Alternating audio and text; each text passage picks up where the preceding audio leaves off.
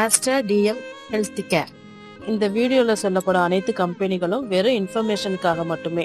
உங்களை முதலீடு செய்யுங்கன்னு சொல்ற வீடியோ இது கிடையாது. எந்த ஒரு முதலீட்லயும் ரிஸ்க் இருக்கும். ரிஸ்க் புரியாம நீங்க எந்த ஒரு முதலீடும் செய்ய வேண்டாம். இவங்க ஒரு பார்மா செக்டர் கம்பெனி.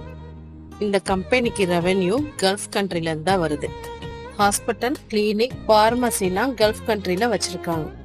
கடந்த வருஷம் ரெவென்யூவா 12,000 கோடி கிடைச்சிருக்கு. 475 கோடி கம்பெனிக்கு ப்ராஃபிட் வந்திருக்கு. நெட்வொர்த் 4,860 கோடி. சுலா வினியார்ட்ஸ் லிமிடெட் இந்தியாவோட லார்ஜஸ்ட் ஒயின் ப்ரொடியூசர் அண்ட் செல்லர்ஸா இருக்காங்க.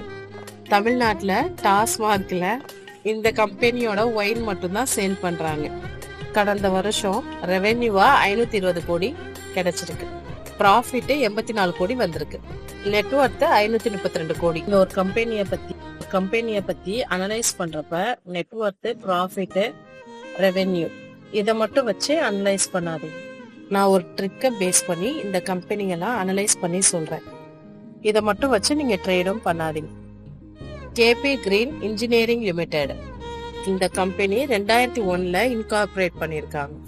ஸ்டீல் ப்ராடக்டை மேனுஃபேக்சரிங் பண்றாங்க. பவர் செக்டார் கம்பெனிகளுக்கு தேவையான டவர் ப்ராடக்ட்ஸ்லாம் இந்த கம்பெனி தான் மேனுஃபேக்சர் பண்ணுது. கடந்த வருஷம் 115 கோடி ரெவென்யூ வந்திருக்கு. ப்ராஃபிட் 12 கோடி ரூபாய் கிடைச்சிருக்கு. நெட்வொர்த் 33 கோடி.